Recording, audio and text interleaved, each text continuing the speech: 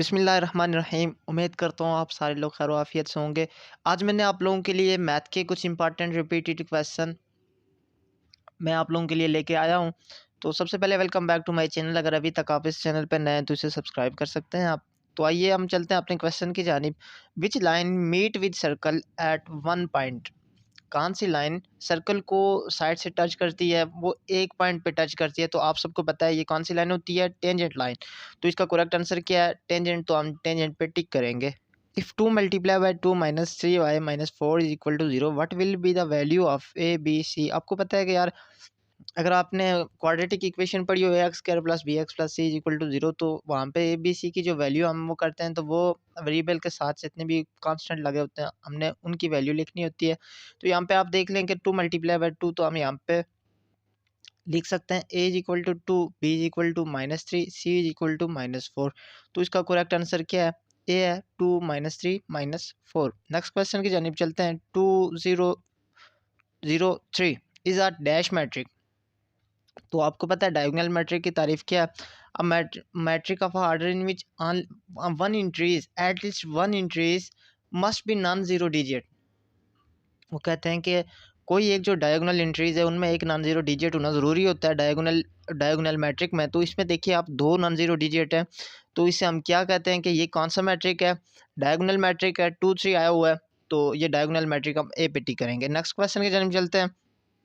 0 1 2 3 dash इस called dash set. ये आपको पता है जीरो से स्टार्ट होने वाले जितने भी इनसे होते हैं उन्हें क्या कहते हैं, होल नंबर। होल नंबर कहते हैं 0 1 2 3 से अप टू जहाँ तक भी जाते हैं, ठीक है। अब देखो रेशनल नंबर कौन से होते हैं, the number written in the form of P बटा Q is called rational number. और जो पी बटा क्यू की शक्ल में ना लिखे जाएं वो इरेशनल नंबर होते हैं। इवन नंबर कौन से होते हैं, जो दो पे तकसीम हो जाएं, 2 4 6 8 10। इस तरह आपने प्राइम और ऑड भी देख लेने हैं। नेक्स्ट क्वेश्चन की जानिब चलते हैं। The distance from centre of a circle to any point on the circle is called dash. अब देखें the distance from centre of a circle. Circle का जो सेंटर होता है उससे लेकर सर्कल तक का जो डिस्टेंस होता है उसे क्या कहते हैं, उसे कहते हैं रेडियस। और रेडियस जो डायमीटर होता है वो पूरा होता है, जबकि रेडियस जो पॉइंट तक होता है तो उसे क्या कहते हैं, रेडियस। और डायमीटर की तारीफ ये है कि radius is the half of diameter, ठीक है। डायमीटर सर्कल के मिड में होता है, पूरा जो होता है पूरी लाइन होती है, जबकि रेडियस जो मिड वाला पॉइंट होता है वहां तक होता है। तो इससे सी पे टिक करेंगे। Next, that would be added or subtracted in 9x square plus 16y square to form its perfect square।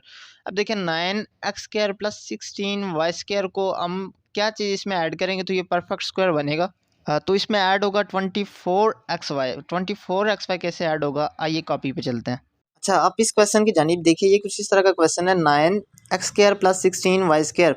तो अब देखिए इसे मैं आपको बताता हूँ कि ये उनने कैसे 24xy इसका आंसर आएगा। सपोज हम यहाँ पर क्या करते हैं, 3x प्लस 4y का whole square is equal to 3x का स्क्वायर प्लस 2 इंटू ए हमारे पास कितना है 3x और b कितना है 4y प्लस 4y का स्क्वायर।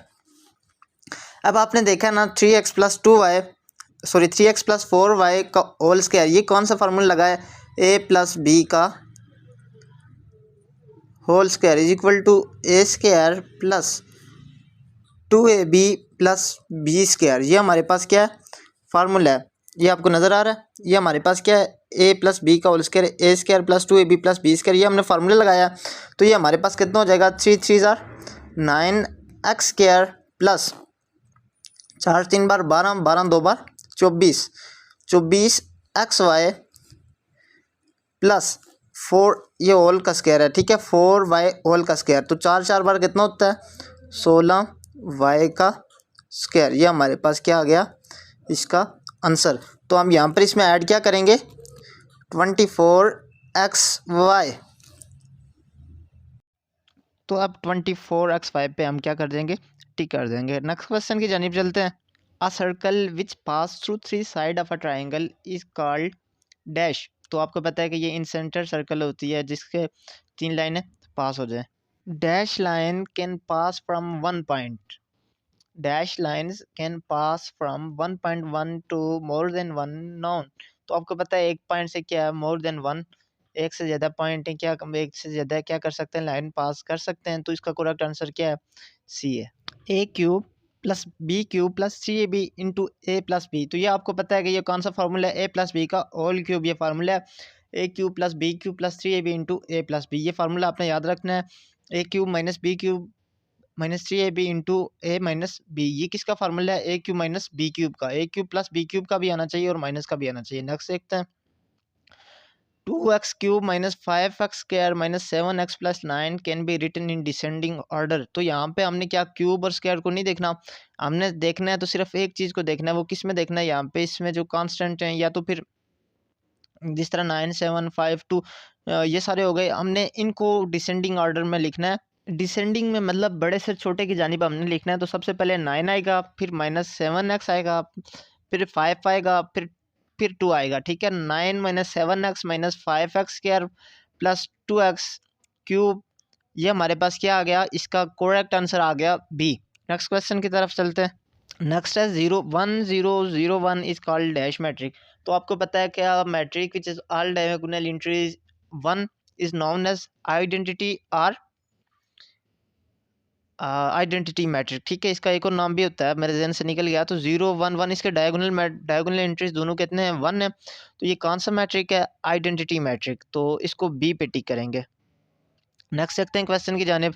2 और 5x square minus 5x plus 7 is a polynomial on dash irrational number, rational number, real number, natural number. तो आपको बताया था number written in the form of P बटा Q is known as rational number. तो इसका correct answer क्या है, B, rational number. Next question की जानिब चलते हैं।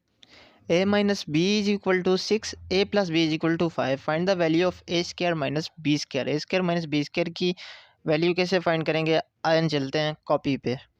अच्छा, ये देखिए क्वेश्चन है हमारे पास, A minus B is equal to 6, A plus B is equal to 5, A square minus B square हमने क्या करना है, फाइंड करना है। तो आप देखें यहाँ पे ए स्क्वायर माइनस बी स्क्वायर किस तरह फाइंड आउट होगा, वो मैंने आपको बताना है। तो एज वी नो दैट, ये वैसे लिखने की ज़रूरत तो नहीं है लेकिन लिख लेता हूँ एज वी, आप लोगों की समझ के लिए। Know that A square minus B square is equal to A plus B, A minus B. अब हम यहाँ पे क्या कर देंगे, वैल्यूज़ पुट कर देंगे, A plus B, A minus B की। ए प्लस बी की वैल्यू हमारे पास कितनी है, 5, ए माइनस बी की वैल्यू हमारे पास कितनी है, 6। तो अब देखो, A square minus B square is equal to 6 5 बार 30। तो इसका करेक्ट आंसर क्या आ गया, 30। तो अब यहाँ पे हम क्या कर देंगे, 30 को उधर टिक कर देंगे। तो अब हम इसके करेक्ट आंसर सी पे टिक करेंगे। नेक्स्ट चलते हैं क्वेश्चन की जाने।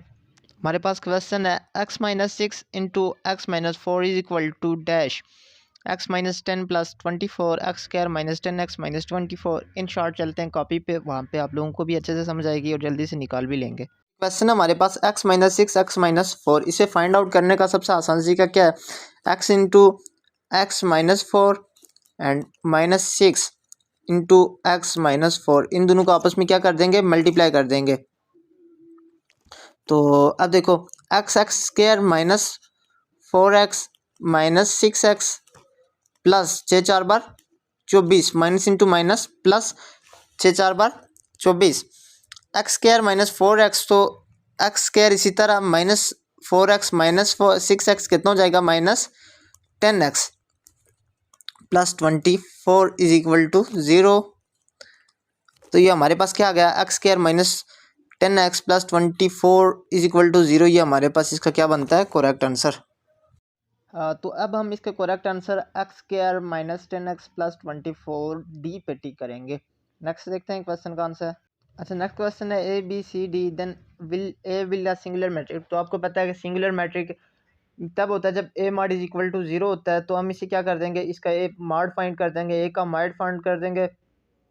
ए का मॉड आ जाएगा A D minus, I think ये सी है, ठीक है सी है, A D minus B C is equal to 0। C इसका करेक्ट आंसर है, तो सी पे टिक करेंगे। नेक्स्ट चलते हैं क्वेश्चन एडिटिव इनवर्स। तो एडिटिव इनवर्स में आपको पता होता है कि माइनस सबके अगर प्लस हो तो माइनस तक कर देते हैं, माइनस हो तो प्लस कर देते हैं। तो इसका करेक्ट आंसर क्या है, ए है।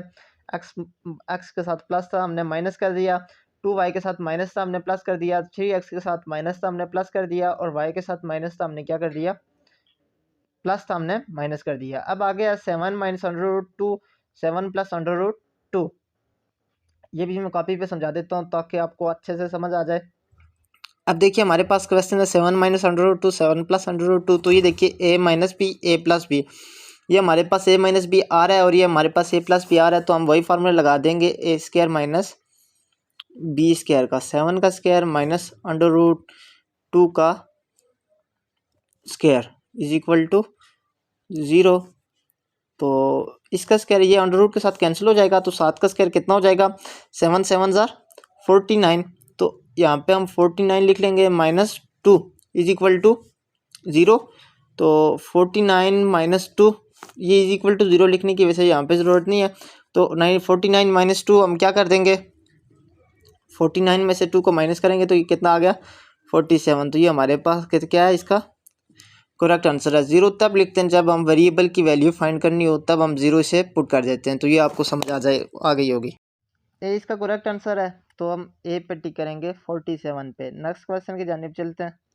अच्छा, अब क्वेश्चन है what will be add in X square plus 64 to complete its perfect square. तो परफेक्ट स्क्वायर बनाने के लिए इसमें क्या ऐड करना पड़ेगा, एक्स प्लस 8 का हम स्क्वायर लेंगे तो आपको पता है कि 8 दो बार कितना हो जाएगा, 16 हो जाएगा, 16 एक्स हो जाएगा। तो अगर आप कहें तो मैं इसे फाइंड भी कर देता हूँ, क्योंकि बहुत सारे बच्चे जो होते हैं जिन्हें एकदम से जल्दी समझ नहीं आती, क्योंकि मैं एक ऐसा खुद मैं ऐसा स्टूडेंट था, मुझे भी जल्दी समझ नहीं आया करती थी, तो मैं इसे भी समझा देता हूँ। अब ये क्वेश्चन एक्स स्क्वायर प्लस 64 है, तो हमने इसको क्या बनाना है, एक्स प्लस 8 का whole square is equal to X का स्क्वायर प्लस 2 इंटू ए कितना हमारे पास एक्स, बी कितना है 8 है, प्लस 8 का होल स्क्वायर। तो अब देखें एक्स स्क्वायर प्लस 8 दो बार 16 एक्स प्लस 8 8 बार 64। तो इसमें हमारे पास क्या आई है, 16 एक्स। तो एंस इसे हमने क्या करना है वहाँ पे ऐड। तो अब हम किस पे टिक कर देंगे, 16 एक्स पे। उम्मीद करता हूँ कि आपको अच्छे से समझ आ गई होगी सारे क्वेश्चन के। इस तरह की वीडियो आपने जो आपकी जो तैयारी है, वो चाहे कोई भी टेस्ट हो, उसकी तैयारी के लिए आप हमारे चैनल को सब्सक्राइब ज़रूर कीजिएगा। और बड़ी मेहनत के साथ ये वीडियो बनाई है, तो अपना ख्याल रखिएगा, तैयारी कीजिएगा। अल्लाह पाक आप सबको कामयाब करे।